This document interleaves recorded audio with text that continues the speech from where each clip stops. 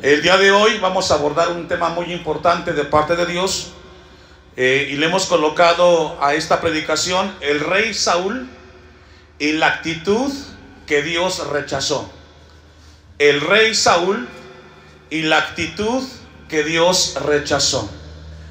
Dios es el que aclara la mente del cristiano y dirige el camino con una perspectiva eterna. Y no hay nada más importante para la vida de los cristianos que conocer la palabra de Dios, porque a través de ella conocemos al mismo Creador. Amén. El que no conoce la palabra de Dios, el que desconoce, el que mantiene ignorancia de la palabra de Dios, corre el peligro de ser llevado cautivo espiritualmente en cada una de sus decisiones. Dice la Biblia que su pueblo pereció porque no tuvo conocimiento. En Oseas capítulo 4 versículo 6, dejen un apartado ahí en el libro de Samuel 15, el primer libro, y busque conmigo Oseas 4:6. Oseas capítulo 4 versículo 6. Oseas es uno de los profetas menores que Dios levantó también antes del cautiverio para alertar a Israel y prevenirlo acerca de que no fuera llevado cautivo. Sin embargo, Israel no atendió. Y dice así, Oseas 4:6: mi pueblo fue destruido porque le faltó ¿qué? Y ahí está el peligro de desconocer las escrituras. Hay una frase que escribió el escritor español de apellido Santayana y dijo: el pueblo que no aprende de su historia está condenado a repetirla. ¿Escuchó eso? Repito, las personas que no aprenden de sus errores están condenados a tropezar con la misma piedra. El pueblo que no aprende de su historia está condenado a repetirla. Nosotros somos llamados de parte de Dios a revisar constantemente lo que ya sucedió para corregir aquello que se hizo mal, para que nosotros no nos equivoquemos el día de hoy. Esa es la idea de la palabra de Dios. Cada vez que leemos la Biblia, revisamos lo que Dios hizo, lo que la gente hizo en su momento, cosas buenas y no tan buenas, y tenemos que tener cuidado usted y yo para que aquello que se hizo mal no lo hagamos, porque si lo repetimos vamos a cosechar los mismos resultados. Amén. Entonces dice la Biblia que le faltó conocimiento, le faltó saber, le faltó aprender al pueblo, y por eso fue destruido. 40 años fueron llevados cautivos a Babilonia, porque no hubo un entendimiento de lo que estaba pasando. El conocimiento nos lleva a nosotros a conocer la voluntad de Dios. ¿A conocer qué? La voluntad de Dios que está en su palabra. Y eso nos lleva a nosotros a tener discernimiento. Discernir, entender, tener la perspicacia de visualizar lo que nos puede suceder y corregir aquello que tiene que corregirse. Si nosotros no discernimos las cosas, corremos el peligro de cometer errores y nos pueden llevar a tener momentos difíciles y de mucha tragedia. Vamos a ver, a conocer la historia del primer rey de Israel, que se llamó Saúl. Él es el primer rey de Israel. El pueblo de Israel, cuando sale de Egipto, era un pueblo dirigido por Dios. No existía reyes. Solamente a través de Moisés, de los profetas y sacerdotes, era dirigido el pueblo. Pero Israel, como vio que en los pueblos ajenos o aledaños tenían reyes, pidió un rey. Y Dios les dijo: yo no quiero darles un rey porque va a traerles problemas, pero si ustedes quieren un rey, se los voy a dar. Y es así como Dios le da la permisidad a Israel que tenga el primer rey, y es Saúl.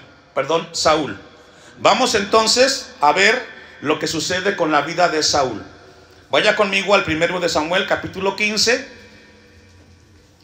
y vamos a hablar de un rey. Un rey representa un líder, representa la guía de un pueblo. En esta mañana, en este lugar, hay padres de familia. o madres, ustedes delante de Dios representan la cabeza del hogar. Lo que ustedes hagan va a ser la diferencia para conducir a sus hijos cerca de Dios o lejos de Dios. Ser padre es una responsabilidad muy grande delante de Dios, ya que nuestras decisiones van a permear profundamente la vida de aquellos que Dios nos ha dado. Entonces vamos a leer la historia. Versículo 1. Después Samuel dijo a Saúl: Jehová me envió a que te ungiese por rey sobre su pueblo Israel. Aquí Samuel cumple la tarea. Ungir tiene que ver con dedicar y con consagrar. Eso es ungir. Consagrar para un trabajo y una tarea. Y en este caso la tarea de ser rey. Ahora pues, fíjese lo que le dice Samuel a Saúl. ¿Qué le dice? Está atento a las palabras de Jehová. Es decir, conlleva la unción, conlleva la consagración, el decirle a la persona: está atento, pon cuidado, escucha y aprende lo que Dios quiere decirte a tu vida. Versículo 2. Así ha dicho Jehová de los ejércitos: yo castigaré lo que hizo Amalec. Amalec representa a los hijos de Esaú. Esaú era hijo de Jacob. Jacob era hijo de Isaac. Isaac de Abraham. Entonces Esaú tiene su descendencia y son los amalecitas. Le da una instrucción Dios a Saúl y le dice: así ha dicho Jehová: yo castigaré lo que hizo Amalec a Israel al oponérsele en el camino cuando subía de Egipto. ¿Qué pasó en ese trayecto?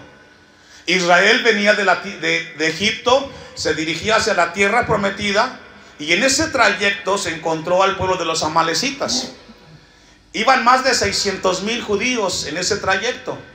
Entonces la caravana estaba formada con que al frente iban los hombres más fuertes para pelear contra los pueblos que iban encontrando.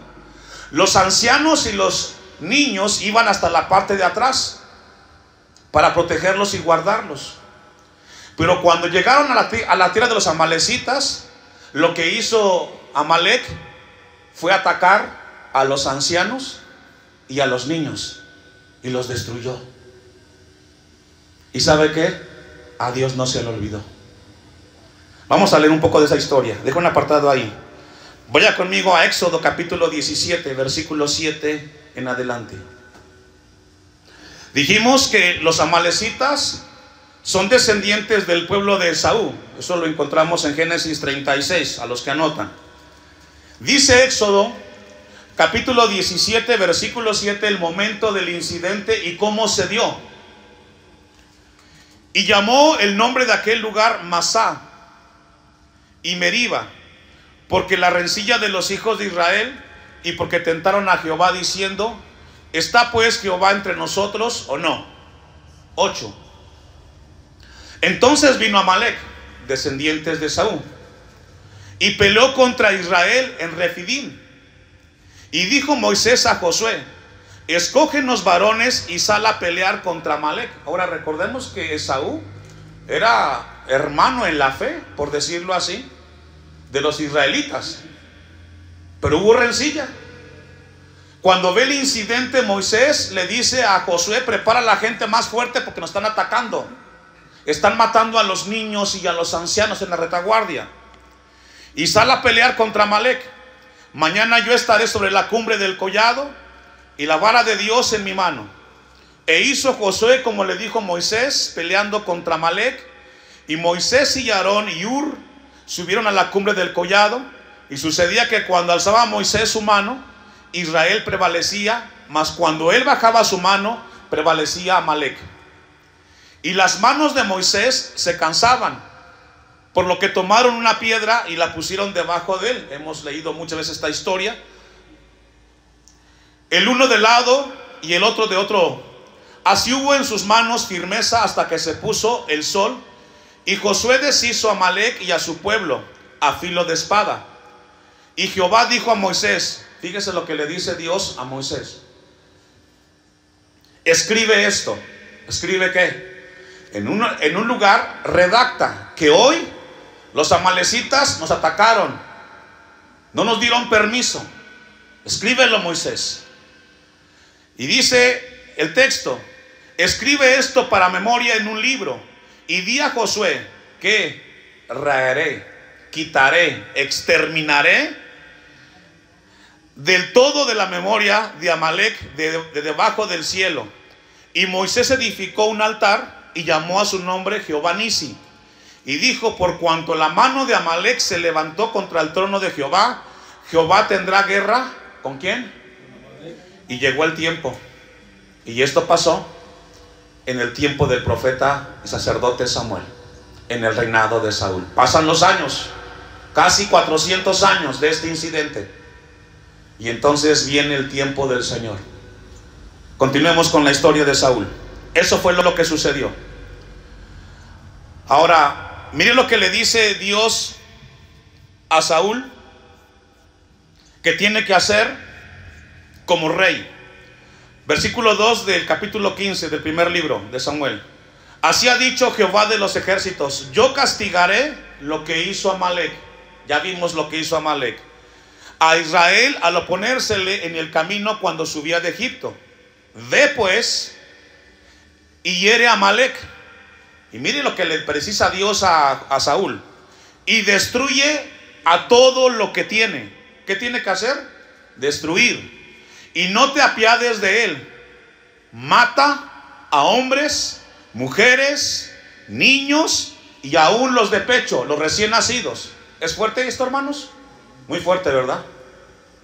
Es muy fuerte. Ahorita, por ejemplo, la ONU está muy molesta con lo que está pasando con Israel, porque está atacando a los de Hamás, y ha entrado hasta los países vecinos.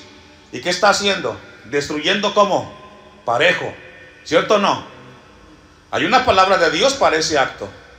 Puede ser por el hombre rechazado, pero miren lo que dice Dios, lo que le dice a Saúl: niños y aún los de pecho, también las vacas, ovejas, camellos y asnos. Esto es una tarea muy difícil, pero Dios se la encargó a Saúl. Saúl, cuando escucha esto, hermanos, tiene que hacer algo. Pero en principio de cuentas es muy difícil hacer la voluntad de Dios, porque te pide hacer algo que quizás tú no quieres. ¿Cómo aplicamos esto a nuestra vida? Dios nos pide siempre algo a usted y a mí que hagamos que no estamos haciendo bien. Y Dios quiere que lo hagamos con precisión. Por ejemplo, Dios te dice: deja de mentir, deja de robar, deja de escuchar la música que estás escuchando porque no te edifica. Deja el amigo, la amiga que tienes, porque en lugar de que te consagres, te lleva a hacer cosas que no son la voluntad de Dios. Deja de pelearte con tu suegra, con tu nuera, etcétera. Dios nos pide siempre cosas para que hagamos su voluntad. Y Dios quiere que lo hagamos porque su nombre va a ser exaltado. Pero también existe la parte humana. ¿Qué creen que hizo Saúl frente a lo que le pidió Dios? Dice el versículo 4: Saúl pues convocó al pueblo. Eso fue bueno. Y les pasó revista en Telaim 200,000 de a pie y 10,000 hombres de Judá. Vemos entonces que Saúl comienza a pasar revista de lo que estaba obteniendo en ese momento. Y esto no es fácil. Hacer la voluntad de Dios es complicado. Gálatas capítulo 1 versículo 10. Dejo un apartado ahí. La orden era difícil para Saúl. Hacer la voluntad de Dios muchas veces te va a costar. Pero Pablo dijo lo siguiente en Gálatas 1:10: pues busco ahora el favor de los hombres o el de Dios, o trato de agradar a los hombres. Pues si todavía agradara a los hombres, ¿no sería qué? Siempre que Dios nos pida algo, tendremos que poner sobre la balanza en agradar a Dios, en agradar a los hombres. Siempre. ¿Vas a agradar a tus hijos o a Dios? ¿Vas a estar bien con tu esposo, tu esposa o con Dios? Siempre vamos a estar frente a ese escenario, frente a ese panorama. Cuando Dios te pida hacer algo, siempre va a ser la misma tónica: estar a favor de Dios y muchas veces estar en contra de la postura de la familia. Y fue lo que le pasó al pueblo de Dios. Versículo 5, regresemos a la historia del capítulo 15, primer libro de Samuel. Y viendo Saúl a la ciudad de Amalec, puso emboscada en el valle. Y dijo Saúl a los ceneos: idos, apartaos y salid entre los de Amalec, para que no os destruya juntamente con ellos. ¿Qué le dijo Dios a Saúl? A todos, ¿qué? Extermínalos. ¿Qué hizo Saúl? Le perdonó la vida a los ceneos. Y esto equivale como cuando Dios te dice: corrige esto, pero tú dices: ay Dios, pero ¿cómo voy a hacerlo? Nadie se da cuenta. ¿Quién escucha mis audífonos? Solamente yo. ¿Quién se da cuenta de los pleitos en casa con la suegra o con el suegro? Etcétera. Cuando nosotros le decimos a Dios que no vamos a hacer lo que Él nos pide con certeza o cabalidad, nos estamos comportando como Saúl. Porque, hermanos, lo de Dios es amén. Es sí o es no. A tibias, nada. Una vida cristiana a medias nunca tendrá la gloria para Dios. Pero vemos a Saúl una actitud la cual él le perdonó la vida primero a los ceneos. Y dice el versículo 5, el 6: porque vosotros mostrasteis misericordia.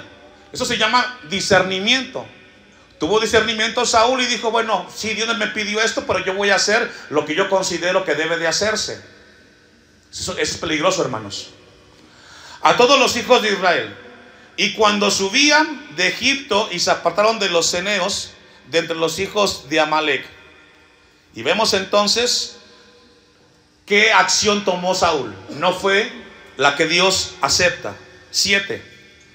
Y Saúl derrotó a los amalecitas desde Ávila hasta llegar a Shur, que está al oriente de Egipto. Y tomó vivo a Gag. ¿Qué le pidió Dios a Saúl? ¿Que hiciera con el rey? ¿Y qué hizo Saúl? Claro. Y esto es lo que sucede. Dios le pide al papá, a la mamá, que corrija a su hijo porque su hijo anda mal. Y usted dice: ¿cómo voy a corregir a mi hijo? ¿Cómo lo voy a correr de la casa? ¿Cómo le voy a decir que aquí hay reglas? Porque a veces los padres tienen esa lucha. El aplicar en tu casa reglas puede llevarte a que tus hijos digan: pues me voy de casa. Pero, hermano, si usted no aplica normas y no aplica reglas, mañana su casa va a ser un desastre, lleno de anarquismo. ¿Qué es anarquía?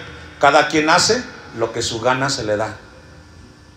Y hoy así hay muchos hogares cristianos.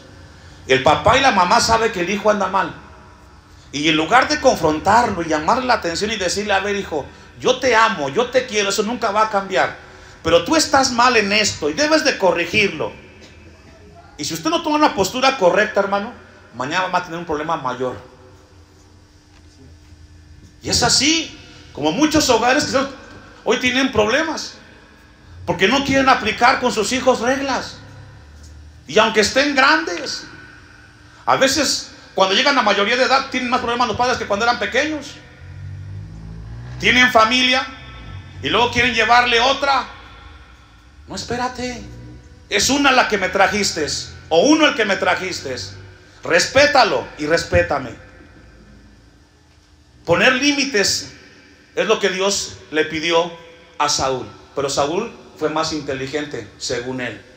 Continuemos con la historia. No solamente le perdonó la vida al rey, dice el texto 9: y a lo mejor de las ovejas y del ganado mayor. Es decir, vio las vacas, los camellos, los caballos y dijo: esto no lo voy a matar. ¿Por qué? Si está bonito, es de carreras, es de carga.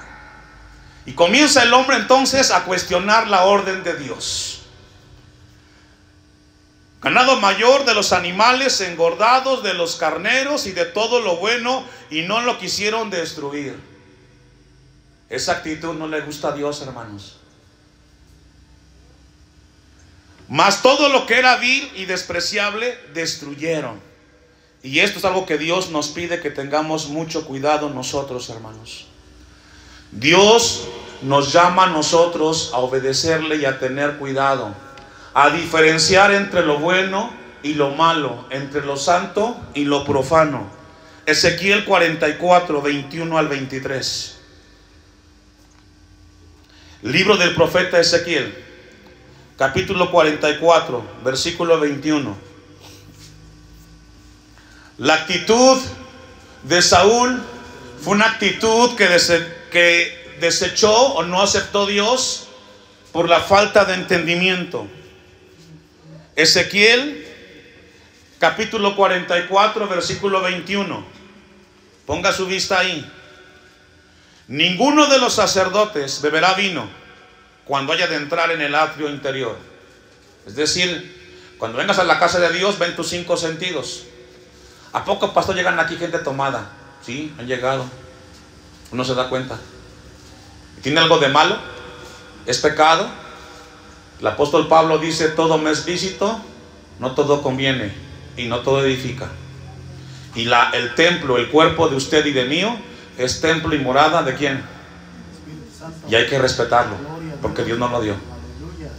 Dice el texto 22: ni viuda ni repudiada tomará por mujer, sino que tomará virgen del linaje de la casa de Israel, o viuda que fuere viuda del sacerdote. 23, ponga atención ahí. Y enseñará a mi pueblo a hacer diferencia. ¿Me ayuda a leer? Hasta ahí. Hermano, yo le pregunto, ¿podemos nosotros tener ese criterio el día de hoy? Saber separar entre lo santo y lo profano. Mi tarea como pastor es llevarlo a usted a tener el ejercicio de discernir entre lo que le agrada a Dios y lo que no le agrada a Dios en su casa. Porque aquí en la casa de Dios está su servidor, pero en su casa está usted y ahí no estoy yo. Está usted para que aplique la palabra de Dios y no su criterio. Porque a veces hay gente que dice: es que así me educaron a mí. Bueno, yo les recuerdo lo que dice el apóstol Pablo en segunda carta a los Corintios 5, 17. De modo que si alguien está en Cristo, todas las cosas son hechas nuevas de acuerdo al orden de Dios. Amén. Entonces tenía la tarea el sacerdote de enseñarle al pueblo a discernir entre lo santo y lo profano, y les enseñarán a discernir, ¿qué dice? Entre lo limpio y lo no limpio. Y aquí entra usted en casa como padre. Si usted está viendo que sus hijos están viendo una serie en Netflix o en Star Plus, que de plano tiene escenas que parecen una película pornográfica, o violencia o terror, y usted pasa por la sala o ve el celular, ¿qué tiene que hacer? Dígalo. Se lo apaga. Es su casa de usted. Que la respeten, hermano. Porque a veces los padres se dan cuenta, pero se hacen de la vista gorda. Cuidemos la casa. El hogar que usted tiene, Dios se lo dio. Pongamos reglas. Y esa es la tarea que tiene Saúl, pero él no lo entendió. Y vamos a ver todo lo que le sucedió, todo su desastre. Volvamos al texto de Samuel. Sigamos con la historia. Amén. Versículo 10. Y vino palabra de Jehová a Samuel diciendo, claro, Dios lo ve. Dios es omnisciente, omnipresente, ¿verdad? Y Dios ve todo lo que hacemos, no se le escapa nada. Obviamente Dios estaba viendo y de repente va y motiva a Samuel y le dice, ve, versículo 11. Miren lo que le dice Dios a Samuel, al profeta. Me pesa haber puesto por rey a Saúl, porque se ha vuelto en pos de mí. Es decir, me pesa haberle dado el puesto de rey a Saúl, porque en lugar de que haga lo que yo le pido, hace todo lo contrario. Me pesa haberle dado los hijos a cada uno de mis hijos, porque en lugar que los eduquen el Señor, los llevan a cosas del mundo. Me pesa. Haberle dado a este hombre una esposa que tiene temor de Dios y que en lugar de que la respete, le pega, la denigra, la violenta psicológicamente. Me pesa darle ese hombre a esta mujer que en lugar de que lo cuide, no lo cuida. Así podemos actualizarlo, hermanos. Así podemos aplicarlo. Dios le pesó haberle dado algo a Saúl que no valoró.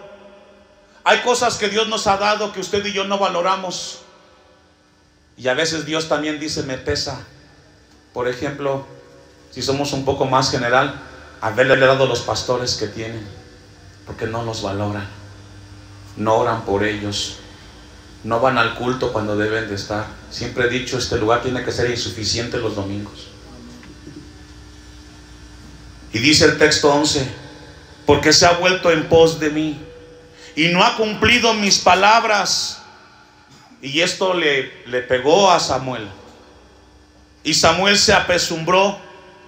¿Y qué hizo Samuel? Y clamó, oró, le pidió misericordia toda la noche. Y sabe que ahí he estado como Samuel. Cuando los veo a algunos de ustedes, porque me entero, hermanos, el Facebook también me ayuda, y me entero cuando los veo, cuando suben a sus perfiles sus imágenes, sus videos, su música, y alardean, y luego los veo aquí en la iglesia. También oro por ustedes y le pido al Señor que tenga misericordia. Después de esto, versículo 12, hace algo el profeta Samuel. Y va, versículo 12. Madrugó luego Samuel, claro, estuvo toda la noche orando por Saúl. Se levantó de madrugada para ir a encontrar a Saúl por la mañana. Y fue dado aviso a Samuel, diciendo, Saúl ha venido a Carmel, y he aquí se levantó un monumento. Fíjese, se hizo su estatua, ¿no? Se hizo su Grammy, Saúl, para que lo adoraran. ¿Sí logra ver que un pecado lo lleva a otro? Todo pecado comienza con desobediencia a la palabra de Dios. Cuando entramos al terreno de la desobediencia, entramos al terreno del pecado. Primero desobedeció y no hizo lo que Dios le pidió, y luego se construyó un monumento para que fuera para él la gloria. ¿Ganamos la batalla por mí? Yo fui el líder, yo fui la cabeza. No, hermano, si algo sale bien en nuestra vida, es gracias a Dios. Y dio la vuelta y pasó delante y descendió a Gilgal. Vino Samuel a Saúl, y Saúl le dijo, ¿cómo le dijo? Dios le bendiga, Dios te bendiga, Samuel, ¿cómo estás? Me da gusto verte. Resultó muy cristiano Saúl. Sabía lo que había hecho, y también sabía por qué estaba ahí Samuel. Pero él salió muy cristiano y le dijo, Dios te bendiga, bendito de Dios, bendito sea tú de Jehová. Y luego, ¿qué le dijo? Otro pecado, desobediencia, idolatría, y luego no cumplió la palabra de Dios, hermanos. Mentiras. Siempre los pecados se convierten en telarañas, hermano. Uno te lleva a otro, a otro y a otro y a otro, y luego se convierte en una vida de mentira, la vida del hombre. No hay como caminar claro delante de Dios. Saúl conocía el lenguaje de temor a Dios. Versículo 3, ¿cuál sigue? El 14. Samuel entonces dijo, pues qué balido de ovejas y bramido de vacas es este que yo oigo con mis oídos. Y Saúl respondió, de Amalec los han traído. Porque ¿quién? ¿A quién le echó la culpa a Saúl? ¿Usted ha visto esas escenas? No sé si lo comenté hace 8 días con usted. Va usted en su auto, está una intersección y se le pone en rojo y la gente de repente le está silbando para que se lo aviente. Yo he estado ahí y la presión es complicada. Que se aviente, que se aviente, que se aviente. Así pasa en la casa con los hijos. Te presionan y ahí está la presión. ¿Qué tiene de malo, mamá, papá? ¿Qué tiene de malo? Hacemos una fiesta y luego nos hacemos un baile. Y usted está ahí con la presión de los hijos y está ahí, ¿qué hace? ¿Qué hace? Y algunos ceden y otros se mantienen. Pero siempre hay presión de los hijos, casi más cuando los hijos han crecido. Cuando están pequeños usted les aplica la norma y ya se calman. Ya cuando son de 20, 25, ya casados con hijos, la presión para los padres es mayor, porque están empujando, están queriendo. Pero déjeme decirle, nadie va a obligarlo a usted en su casa a hacer lo que usted no quiera hacer, porque es su casa. Hazlo allá en la tuya, allá si quieres. Aquí en la mía respeta. Es su casa. Y cada quien pone reglas en la casa de Dios. A mí bien pasa a mí conmigo. Vienen aquí, pastor, invíteme a su templo. Voy a cantar y luego pido dinero. Pues no los invito. ¿Para qué los expongo a ustedes? Dice el texto, sigamos con la historia. 16. Entonces dijo Samuel a Saúl: déjame declararte lo que Jehová me ha dicho esta noche. Y él respondió: di. Y dijo Samuel: aunque eras pequeño en tus propios ojos, ¿no has sido hecho jefe de las tribus de Israel? Y Jehová te ha ungido por rey sobre Israel.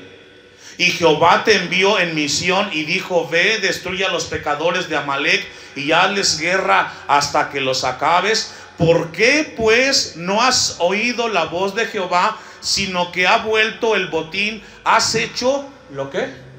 Lo malo ante los ojos de Jehová. Cuando no hacemos lo que Dios nos pide, hacemos lo malo primero delante de Dios. 20.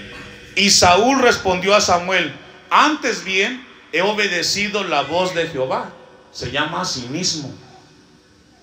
Dios te está señalando dónde estás mal, y en lugar de que reconozcas, le quieres dar la vuelta a Dios. Nunca vas a ganarle a Dios. Y fui a la misión que Jehová me envió, y he traído a Agag, rey de Amalec, y destruido a los amalecitas. Pero mira otra vez, Saúl, como muchos. Más, ¿quién? El pueblo tomó del botín. ¿A quién echó la culpa a Saúl? Al pueblo, otra vez. Es que usted no sabe, pastor, me presionaron. Y estuvo la presión fuerte. Yo sé que la presión es fuerte, hermano. Yo tengo 6 hermanos también en la carne y me presionan. Pero ¿sabe qué? O estoy bien con Dios, o estoy bien con la familia.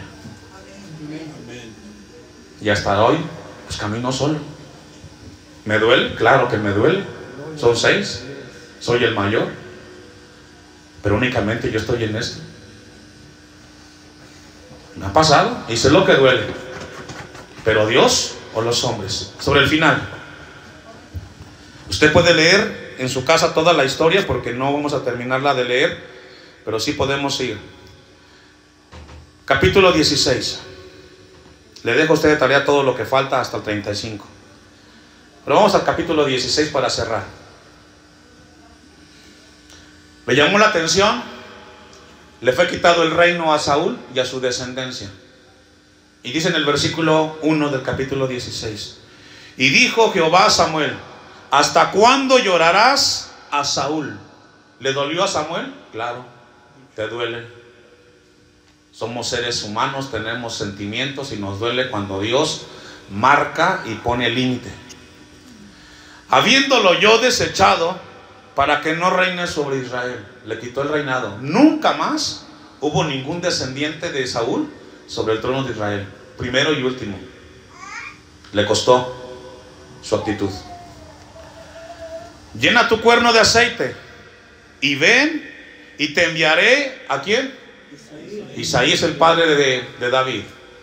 Dios encontró el reemplazo, y Dios siempre encontrará un reemplazo. Por eso, lo que Dios te ha pedido que tú hagas, hazlo. Si usted no lo hace, Dios buscará a alguien que lo haga, porque siempre Dios hará para que su nombre sea exaltado. Si usted, Dios le pide hacer algo, hágalo, hermanos, hagámoslo, dijo el otro.